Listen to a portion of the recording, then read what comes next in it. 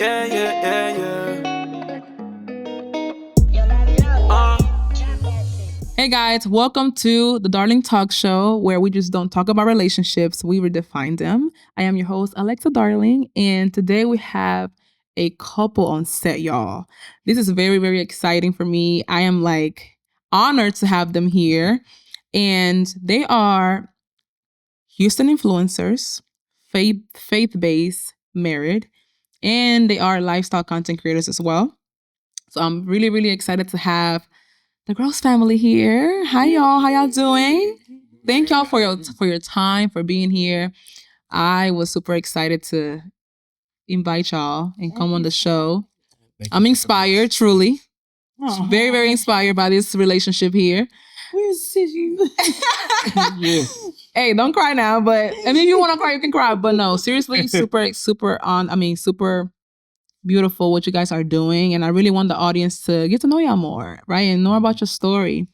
So I definitely want to know more about you guys. So if you guys want to introduce yourself, tell us what you do, your name, all the things.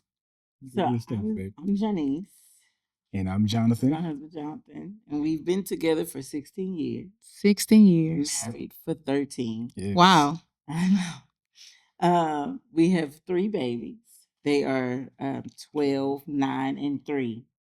Wow. London, Autumn, and Rain.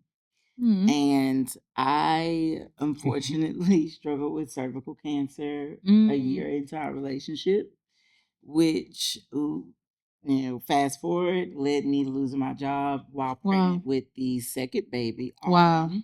And my job let me go after I went through preterm labor with her at 14 weeks. And so I was forced to become a stay-at-home mom, and he was forced to become the sole provider for our family. Yeah. Wow. And then fast forward to about a year after that, I kind of started on Instagram because I just needed an outlet. I needed an outlet for how I felt.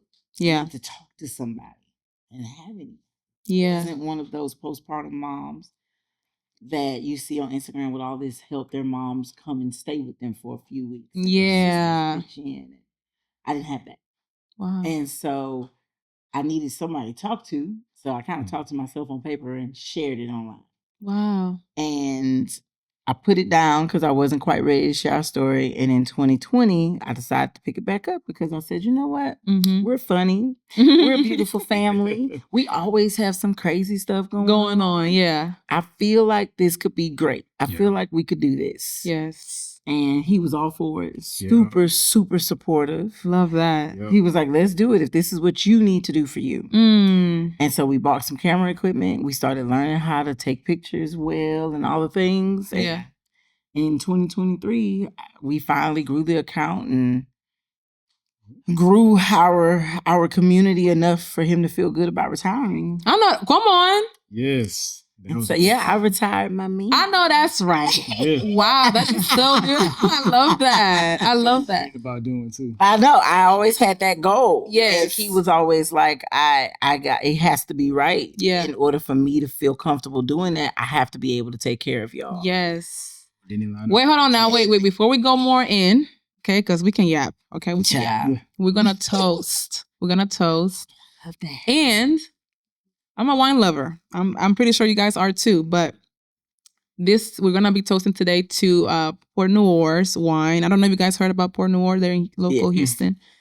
Love their place. I love going there for their wine tastings. This one is State of Zen. It's an old vine Zinfandel, and it has 14% of alcohol. So sip slow, okay? Oh yeah. So gonna be I want to a great ask you guys: conversation. is there anything you guys want to toast to? I tell you one thing, toast to togetherness. Yes. Together in this place together. Come on. Toast to that. Toast to uplifting. Mm. And toast to the future that's ahead of us. That's great. I love that. Salud. Cheers. Yeah. This is good. Mm-hmm. This is grown wine, people. Oh, this is grown people. Yes. Not even the kids can't even be playing. They need to be Cheers to it. This is really, really nice. They need to be asleep. The Yeah. babies need to be maybe not even sleep at our house. They need to be asleep at somebody else's house. Okay, because if you finish that whole bottle, You said that right. listen. No. Yeah, really, really good wine. So, okay, I want to continue the conversation. You were mentioning, first of all, I want to say that the fact that you guys went through that challenge a year after you guys were married, right? When you got the news that you were diagnosed with cancer. This was a year after we were dating. Oh, yeah, we're dating. Oh, even worse. My God. Worse. Let me ask you this. How did you even what made you tell yourself, you know what, I'm going to stick through this with her? Because I believe that a lot of times that challenge alone will make somebody be like, I don't want to be a part of that. I'm gonna leave, right? Or they don't feel like they have the capacity to deal with something like that. That's a lot. So what made you even say, you know what, I'm gonna stick through this with her? We were talking about this yesterday. So, when you love someone, you anticipate making that person happy. You anticipate lifting their soul up. Yeah. You anticipate lifting their emotions up. You anticipate lifting them up from their health standpoint. You anticipate changing those things around. Yeah. And the course of our relationship always been in the area that's always going to a destination. I had a destination already in my heart where I wanted to be with her as my girlfriend. I knew I wanted her to be my wife. So I treated that as so. Oh, stop. You're going to make me cry. All my actions that led up behind that was that. Yeah. I anticipated seeing her get through this with me on her side. I anticipated all that. I wanted to love her through it, every single step of it, and let her know that this is not your battle, this is our battle. Yes. So I took it that way from the beginning, and here we are right now. Wow. But he did go through all those emotions that you talked about. Yes. Because it's one thing to have cancer, but it's another thing to have a type of cancer that affects directly your person, not just because they have to watch you suffer. Yes. But because they also end up suffering because of the type of cancer I had. Right. It impacted our intimacy gravely. Wow. And there was a point where he didn't know if he could continue to see me hurting because I continued to want to see him happy. Wow. I was willing to do whatever to make sure he was satisfied and happy. But that was hurting me physically. Absolutely. Right? And so unfortunately, he got to a point where he was like, I can't keep watching you do this. Wow. But can I live without you? This? Yeah. So can I live without you, or can I live without this? Yeah. And it took lots of deep conversations. I mean, we would talk, cry, laugh, stomp. Yeah, it was all kind of things. And, after several weeks of just kind of sitting in those thoughts and figuring it all out, it eventually those thoughts passed. Yep. Wow. But he did wonder if he could continue to handle this on his end. Yeah. And I never blamed him for that thought. We're all human, and it's okay for him to have. And I'm not going to even say selfish, because come on. Yeah. Like, we had only been dating for a year. Yeah. So, we loved each other, and we were, growing in love with each other more every day. But right. He had lots of choices. He could have. Absolutely. We weren't married yet. And that's truly the best part of our story, is that he married me knowing at the time we were told I wouldn't be able to ever give him children. My God. But he married me on faith that I was enough. And that if we were able to have children, God will make a way. Yeah. This is super wow. I can only imagine people watching right now. I'm getting emotional as you're speaking right now. Because I can only imagine what you guys went through, and just that, actually those days, right, when it was so rough and actually sticking by that person. But God is good, right? Because, and I always say, when you have faith, He can even blow your mind. And speaking about blowing your mind, He actually did, because you guys are still here. 3 babies.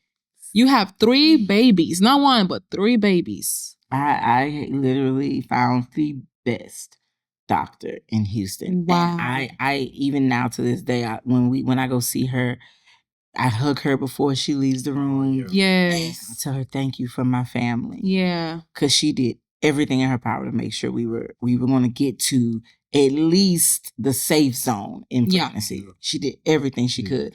Because at first it wasn't that I couldn't get pregnant. It was that I couldn't carry them. And then eventually we got to a point because eventually I developed PCOS. So eventually we got to a point where I couldn't get pregnant either.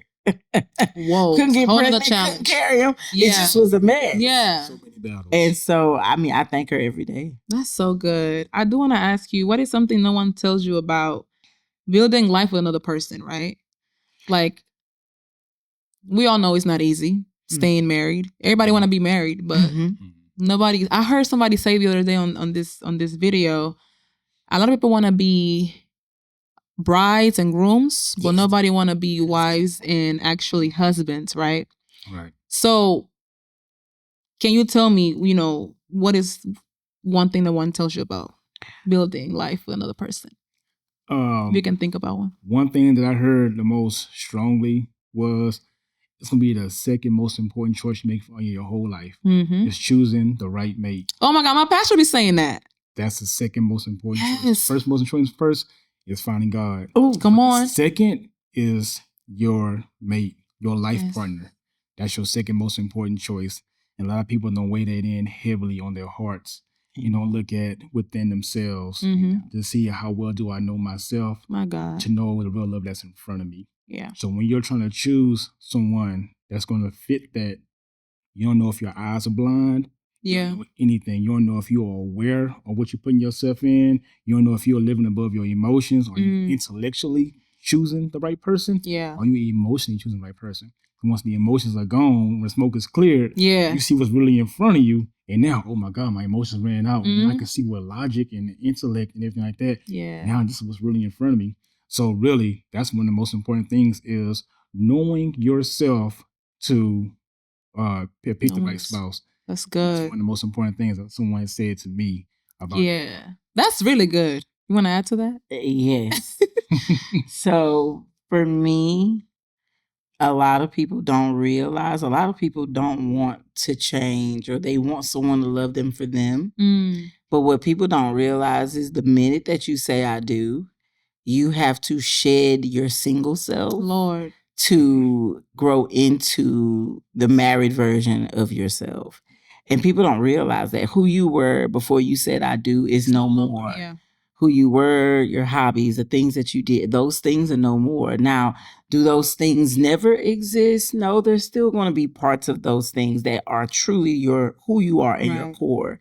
And they can still exist, but even those things have to be reimagined because it was all about you. Even in engagement and dating, it's still you. Most people don't think us as deep as they need to or as deep as they would when they're married, when they're dating. It's you. Yeah. I, me. Every decision you make, every move you make, every action, everything you say, everywhere you go, it's all about you. And so now you have to think we, and that takes, you got to shed all of that. And that is painful. Yeah. It is painful. Conditioning. And a lot of people are like, oh, marriage is so hard. No, marriage is not hard. If it's stretching you. It's created to stretch you. It's created to force growth that would not have happened if you don't, without that person. That person becomes your mirror. That person becomes your purpose. And so not necessarily looking at it as, oh, I got to think about how I can make them happy every day. No, because typically if you're marrying a God-fearing person that's good, how you can make them happy is just by being a good person. Come on. That is so good. Yes. And so if you are having to put in effort to make them happy every day, that's probably some effort you needed to. That's effort you needed to be putting in every day anyway. You just didn't think about it because who you were didn't affect no one. Right. It didn't affect anything or anybody else. It only affected you. Now who you are affects this person. Now what you do affects this person. Mm-hmm. Now your interest in the things that you find near and dear affects this person. Mm-hmm. And so, yeah, if you're that person, you do need to put that effort. Yeah. But you need to put that effort in anyway. I definitely, I agree with you, because when you are in a healthy relationship, that's when you actually go through the most healing, because you see yourself in a different way that you never saw before, you know, like you start to realize, oh my God, I didn't know I had this toxic trait. You know, I didn't know that I was doing this wrong this whole time. But now, because I'm in this healthy relationship, I'm actually like being exposed to the real, like the real me, the right? real you. And that can also be challenging to navigate. So I want to ask you, have you guys, both of you guys, have you had to relearn how to love each other as you guys have grew within the years? Because I know for sure you guys are not the same person when you guys met. So no, has that been challenging for y'all, or so I feel like in the beginning there were challenges to that, because you know, I still had some healing and growing to do. I always tell people I was the toxic trait in our marriage when we first got married. Everything that I had ever been through in life came out when we got married. Wow. And it was like right in the forefront, staring us in the face. And I was behaving in ways that I was raised to, not in ways I should have, not in the way that God wanted me to. And I definitely think in the beginning, learning how to love him the way, you know, God really expects for me to. It's an expectation, right? And giving him space to love me the way he was desiring to, the way God had already led him to. It was challenging. It was challenging. But once we got over that, and once we overcame that, now it's just a matter of having those How long deep it took? conversations. Is it true when they say like the first 5 years, 7 years? Yeah. Really? 5 years? It would. So this was year 2 to 4. So year 1, after we got married, 4 months later, because they were talking about a hysterectomy. They were talking. I was seeing an oncologist now. At first I didn't have to see an oncologist because they caught the cancer early and they just took some of my cervix, most of my cervix. But eventually it got to a point where I had to start seeing an oncologist. It was bad. Wow. And so I was like, I know they don't want me to do this, but that's fine. I want to have a baby. I want to give you a child before they start chopping me up again and trying to take something else from me.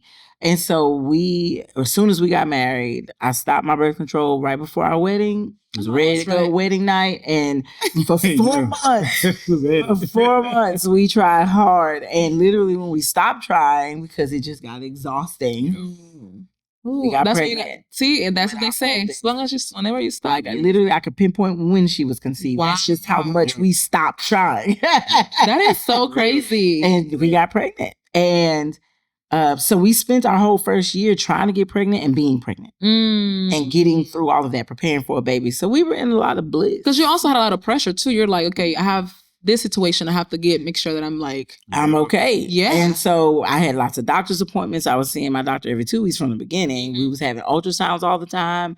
It was a mess. Ooh, Lord. And so after year 1, she was born 2 weeks later, and it just everything just blew up. Yeah. And all the problems started. It just was one of probably the hardest times in our entire 16 years of our relationship. Yes, and that was year 1 was when she was born. So year 2 to 4, Lord, was when. Oh my God! So for 2 years we kind of was fighting, trying to fight with each other instead of going together against each other. That makes sense, because a lot of people that get divorced, it's always either like before in the very beginning, before the 5th year, 7th year. They can't make it through that. Or they're getting divorced once they reach 20, 25 years. And I think a lot of that is because they don't realize you have to keep reimagining your love. And you got to keep keeping it honest. Yeah. Is not who you were when you first met, or when you got married, or at year 5 or at year 10. Yeah. You have to keep exploring each other. We always like to say we are students of each other for the rest of our days. Y'all need to write a book. We want to. We need a book. We need a book, because you guys have so many things that I know can really help, the audience and people out there, especially, I feel like right now, a lot of us are struggling with relationships, which is why I have this show, because I really am passionate about it. And I think, I don't know, maybe in another life I'll be a relationship coach. I don't know. Who knows? I can see it. But I love just like thinking about like figuring things out. Like, I think I always say things can be fixed. Yes. As long as both people can want to put in the work to make it happen, because that's all it takes, right? All right, we're gonna play a little game. All right. It's called Petty or Protective, and I made sure to make this interesting for you guys, because you guys are married. Most of the people that come here are single. Can you believe that? Oh, single, dating, trying to figure things out. Trying to figure it out. So you guys are like oh my God, like.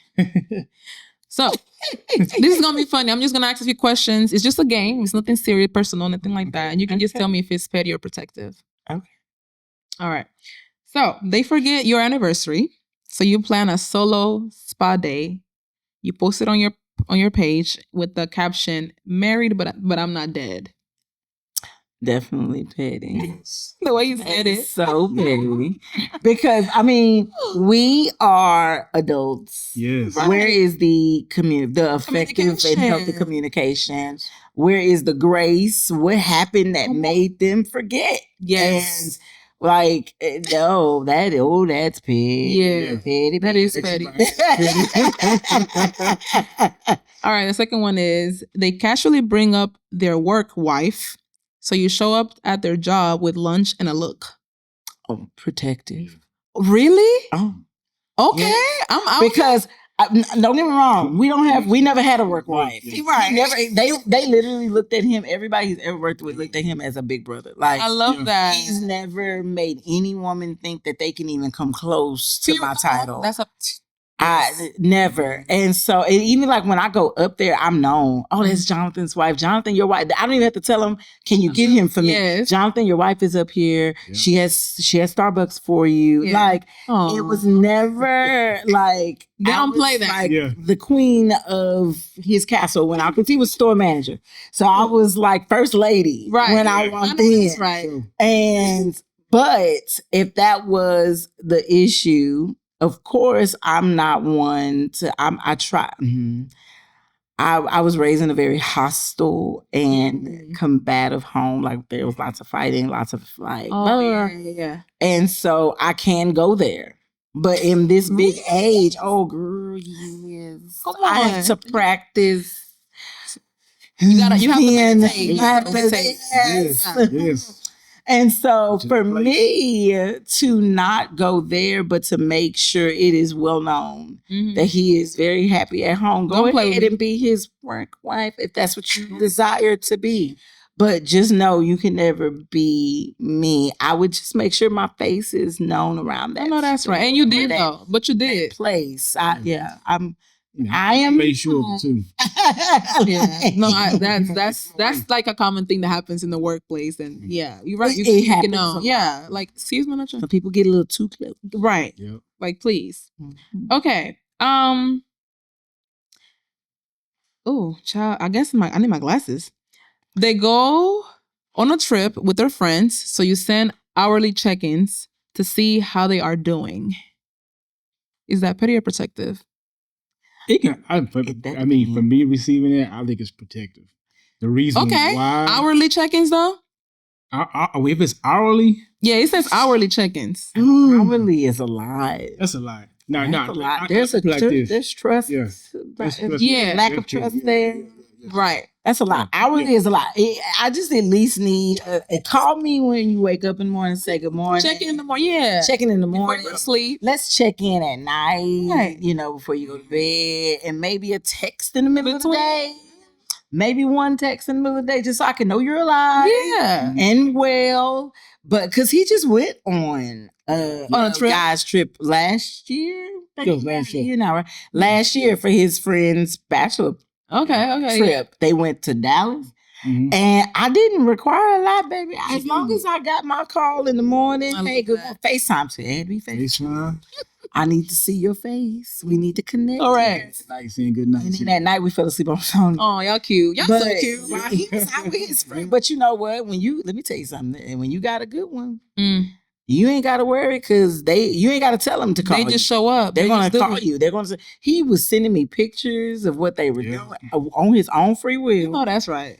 He was so excited to be there and have that experience with his friends. It's their first trip together. Aww. So he was so excited. He wanted me to be a part of it. Even if I couldn't be there. So right. Like sending me pictures of stuff that they saw. And like I didn't even have to ask to keep up with him. And that's when you know the security, right? When that person makes you feel secure, because necessarily he didn't have to, but he was thinking about the whole time that he was on that trip. I am still his first priority, even when I'm not in his face. Yes, come on, book. I need a book. I need a book, y'all. I am always his first priority, even when I'm not in his presence. That's good. I'm so proud of you. I'm so proud of y'all. You're the same way for me.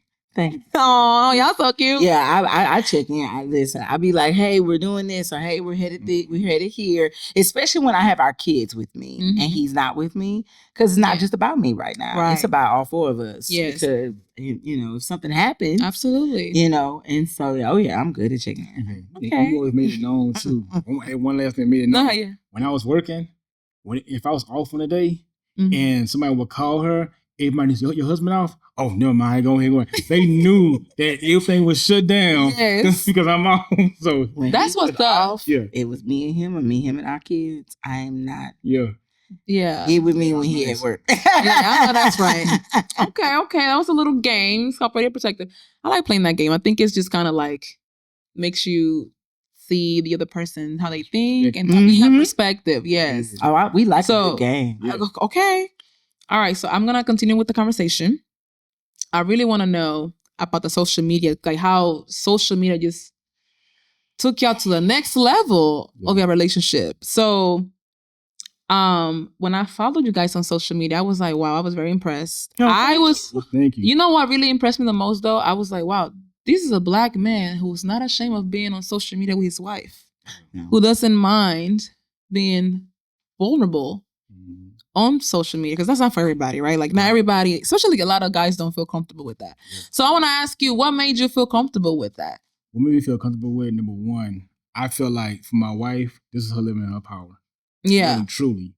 I feel like she loves to speak and share her testimony and, lighten up people's lives from her perspective. And I didn't mind being part of that journey with her. Yeah. In the first half of our journey, it was about me being in the forefront, right? And I feel like she was supporting me very, very well in there. That's so good. I feel like she created an avenue for me to be in there with her too. But I wanted to support her into it as well. Okay. So my vulnerability coming in here is helping out because I feel like in the day, you can see, the makings of a good husband. You can see the makings of a good wife. And you won't be able to see it if that person is present in front of the camera. You can see that happening. A lot of people see a woman or a wife having a good life without the husband in the forefront. Yes. You know what I mean? But you got to see the husband in the forefront, see the husband in the picture to see. I got a model to look at. I have somebody to copy, to go look after. You won't be able to exemplify that if that person is there. Yeah. So I love the fact that I'm in there in a piece that's great for me to be in there on this platform because it does help out. It does reach out a whole lot. A lot of people. See, hey man, I'm not lost in the corner. I got a site to go to get check-in. Yeah. A good husband can do, and I feel like it's a good thing. Yeah. So I didn't mind being vulnerable. Me, I'm almost like a private guy. Yes. Really? Very, very private. I'm a private guy. But this was like a stretch for me. And I love the stretch. Since we've been married, this is why I feel like she's so good for me. Because she stretched me. She stretched me and I'm not conveyed to my own ways. Yes. My own ways was not helping me grow. Ooh, so by her, she was helping me grow and helping me stretch. That's so good. I feel like, hey man, let's get out there, let's do this, whatever. Come on. Hey, you just be you. Okay, I'm gonna be me then. You know what I mean? Be me. So that vulnerability was was good for me. I mean, after a while, you start seeing those checks too. Hey. Yeah. Because how many followers you guys have? You have 200,000. What? We have 291 on Instagram, 311 on Facebook, 225 on TikTok, and 54. Y'all, this is with the case. Just forgetting the case at the end. Yeah, okay. So altogether, it's almost 900,000 across the. Wow, that is amazing. So how do you guys deal with that? Like the comments, all the... So I told you, I'm not rap that type. Oh, I'm not rap that tight. There's a few screws still waiting on God. God's still working on you. He's still working on me. And so, but for me, we came to this platform to teach and to impact, to stretch the mind of all the people that allow us to. But that doesn't stop at the people who will allow us to. Right. That goes further because the ones who need the stretching the most are the ones who don't want it. I agree. And so I look at negative comments as a means to keep teaching. Yeah. So I respond to them. And you have people who say, no, sis, don't worry about those comments. Yeah, no, I'm going to respond to them because at the end of the day, I feel that if I just let them stay in their ignorance, then I didn't do what God sent me to do. And so, and it usually so there was a video that we did that I gained a lot of ugly attention for. Wow. Yes. And basically they called me ugly and all kinds of things. Yeah. People are so undeserving and said he cheat on me and that they hope he leaves me and all these things. Wow. And so one young lady was like, she's not even cute to be saying he's not her type, right? And that wasn't the context of the video. They took what I said and totally misconstrued it. And so I messaged her back and just kind of like giving her something to think about. What did it do for you to sit here and call me ugly? Right. I'm happily married. And why are you concerned with what I look like anyway? He's not. He's happily married too. So what I look like is not your concern because it's not like he gonna leave me for you. Like what was the point in this? And so she DM'd me and apologized. You know what it was? I'm gonna tell you what it was. You have such a huge page, a huge platform that she never even probably thought that you were going to read that comment. Because what happens a lot of times people think, oh, they have a lot of comments and stuff. They're not going to pay attention to mine. And I think that the fact that you actually went to her page and like delivered that message was like, oh my God, So she felt embarrassed. Because she did. What was the point? So she DM'd me and said she had been hurt. And seeing my post triggered her. Yeah. And that she had been single for 5 years in the relationship that she was in, it broke her. And she didn't realize until she made that comment and I responded that she had become a person she's not proud of because of what she had been through. Wow. And that she sees now she needs to do some healing. Well, see, God used you in that moment because what if you wouldn't have said anything? What if I wouldn't have said nothing? Right. And so that's what I'm saying. Like I'm responding to everything. I'm negative or not. Yeah. And I even go so far as to sharing stories, how I feel with the community about because sometimes the community that supports us don't always see the negativity we deal with. They have to, yeah. And so I use that as a means to help make a bigger impact as well. Like when people try to tell me things about my daughter's hair, like they try to say I don't do their hair. I'm a lazy mom. People are insane. Because I'm not learning how to braid. Actually, I did teach myself how to braid. Anytime you see my girls with braids, other than this one time that our daughter now has braids, I did them. I did teach myself how to braid. I did do these things. But I want them to love their hair. I want them to love who they are. Right. And I don't want them to think braids and flat irons are the only way that they can feel beautiful. Absolutely. And so I do encourage them to wear their curls. And my daughter's hair, it's combed. And if they're at home, their hair is in a bonnet. At the end of the day, they're natural. Yes. So, and so I will talk about that in stories. I even screenshot and share the negative comment because I want people to see. Yeah. Listen, this is how people feel about this, but don't let that deter you. And I can't tell you how many times people have come in the DMs and said how much I've encouraged them to embrace their natural hair. That's beautiful. To embrace who they are. That they've been wanting to do it because they've been struggling with their hair for some time. But they were afraid Gotcha. And now they're not afraid. I think that's why you very bold. Yeah, that's what you do, right? To truly help people out there and inspire them in some way. Mm-hmm. So we have a new segment on the show. It's called Darling, Be Honest. Mm-hmm. So the audience send in their stories and things that they're struggling with in relationships. And so you guys are going to give them advice. Okay. Can I take another step? Come on. So I'm going to read one of the stories that this person sent. They needing help in their romantic life. And it says like this. I've been with my husband for 6+ years, and I feel as though he's become very comfortable in our relationship, which isn't a bad thing at all until it is. We feel more like roommates sometimes than a married couple. Could this be a sign of falling out of love for us? Or us just being in a season? I definitely feel like it's a season. I feel like it's a season, but I think you gotta be careful not to go into default in that season. You know, because they said the number one case to divorces is unexpected expectations. Yeah. And we don't communicate those expectations, those things happen. Wow, that's good. So, you know, if one person is feeling that way about their intimacy life, I think they put in the forefront out of concern to talk about it. Yeah.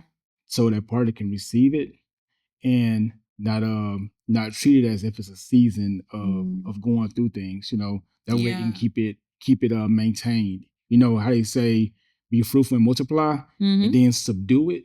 That part you gotta subdue it. So I think that's the most important thing about it is subduing that situation. But like I said, the unexpected communication about what you want, expectation that you want, you gotta talk about that, what's on your mind, what's on your heart, and talk about it in a loving and concerning way. Yeah. Because it's about us, not about me. It's about us connecting and keeping that connection together.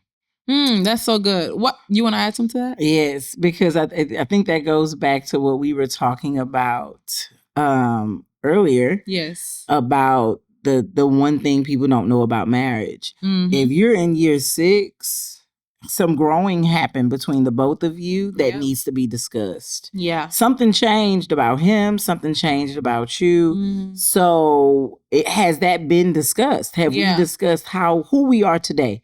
Have we worked to rediscover who we both are today? We're defining what the relationship. We need versus what we needed. Yes. What we needed may not be what we need. That's and good. What we didn't need may be what we need now. And so has that been communicated between the two of you? What's needed now in order for both of you to feel great and feel at peace and joy and happiness in your space together? And intimacy, remembering that intimacy is not just physical. Right. Oh, that's so good. Spiritual. Yes. That's emotional and mental intimacy has to be watered as well. Yeah. And if they're not, physical intimacy will wither and die. Wow, this is really, really good advice. My sister over there watching this, I hope this bless you because I'm not even married and it blessed me. I do agree. I think that when you are married 6 years, and I can only imagine maybe, and then also I believe too, like people forget sometimes to keep the relationship like alive, like dating, each other. Yeah. And switch up those traveling too. Yeah, like I don't know. I'm talking like I'm married, but I'm just saying. No, you're right. Switch up those date nights. Don't do the same thing over and over and over again. Switch up those date nights. Yeah. If you anticipate the same thing over and over and over again, you don't. It becomes routine. Yeah. Now it's like, oh, it's part of the thing. It becomes a default. Right. A default word. We're comfortable with that type of life. Yeah. Now it's not exciting no more. Yeah. I mean, so yes. Yeah. Wow, y'all! Thank you so much. This was so good. I know that the audience watching really was blessed. You guys are really y'all doing amazing things. And I can only imagine. I cannot wait to see where God takes you guys. I know for sure the book is gonna come out. Yes. I'm claiming it. Yes. It's definitely working. It's on tape, so we're gonna come back here and promote it. Hey, you're gonna be a part of our press tour. Yes. I would love that. So please tell the audience, this is your camera right there. Where they can find you at. And how they can connect with you and all the things. We are at The Gross Way across all social media channels. So it's TheGroceway. Every channel is the exact same handle. Period. We are Houston based, but we love to travel. We do plan to hopefully do some meetups in different cities once we get our girls a little bit more, a little bit older. So maybe in another year or so, we'll start doing meetups in different cities. So let us know if you would like for us to come to your city. Yes. I know that's right. But yeah. So guys, thank you. Well, thank you guys again for being here. Thank you for having us. It was a pleasure. I'm honored. Thank you for for being on the show. And to you guys watching, thank you so much again for tuning into another episode. Don't forget to subscribe, like, share, all the things. And don't forget to connect with this beautiful family. And also, don't forget to submit your stories, okay? If you are struggling with any type of situation, relationship, situationship, entanglement, whatever. Like our guests, they know what they're talking about, clearly. Oh, yeah. So make sure you guys send them in. I will see you guys on the next episode. Bye. Yeah.